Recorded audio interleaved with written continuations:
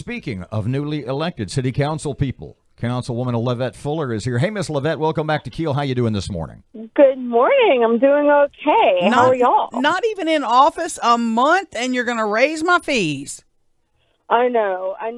And I really kind of have an issue with the way this is presented to the public. I think that the idea of talking to all of us beforehand so we could actually be on the same page about what was coming was meant to give us an opportunity to roll this out and receive feedback from the public before we started scaring everybody to death in the media. So have you spoken to anybody at the mayor's office, maybe even the mayor himself? What are your initial What are your initial thoughts? And what did he tell you about the proposal? Well, it's everything that he wrote in his essay. We've got a pay disparity with police. We've got a pay disparity with Bossier when it comes to our sanitation workers.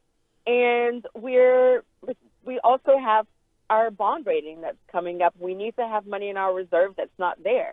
And I don't think that this is a good permanent solution to this issue, but I think that it's something that we probably should have reviewed doing 30 years ago.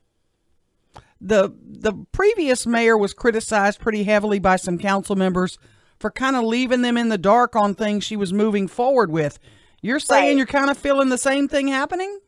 Well, I'll say that we were all given an opportunity prior to this going on an agenda to have some discussion, knowing that we needed to have this discussion in the public.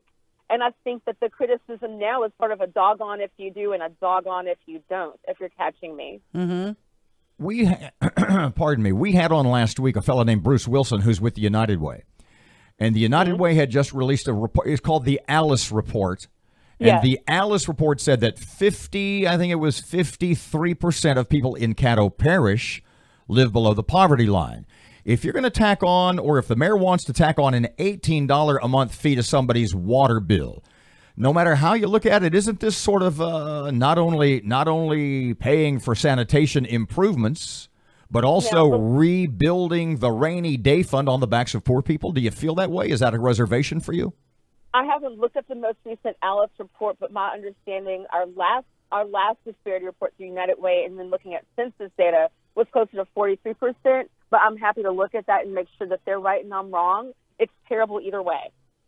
I am in favor of reviewing the cost, seeing some data that supports having it be $18, and also seeing what would happen if we allow for an application for hardship. A lot of cities that implement something like this do look at disparity and hardship, and they can cut those fees or waive those fees for people that need the financial assistance. We had asked Councilman Bradford.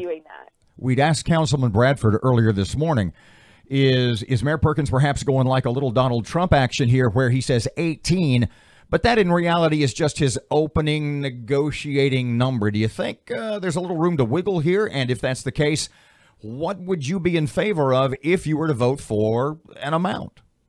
I'm not going to speak to Mayor Perkins' thought processes, but I think negotiation is key, and I think that should all happen on the public record. I appreciate him coming forward and speaking to each of us about what was coming down the pipe. I think that that's where the criticism was originally with the previous administration. But he's trying to actually be open with us so we can be transparent with the community. And I've opened up my email and my phone so that any constituent that wants to give me their feedback can do that. I think that negotiation is definitely key. Councilwoman LeVette Fuller, other alternatives. Councilman Flurry mentioned a sales tax.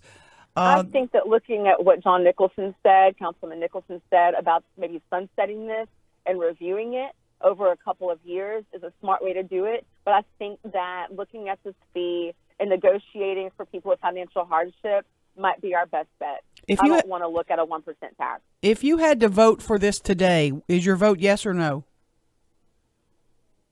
Y'all are so cute. That's why they love me. I know. You're adorable.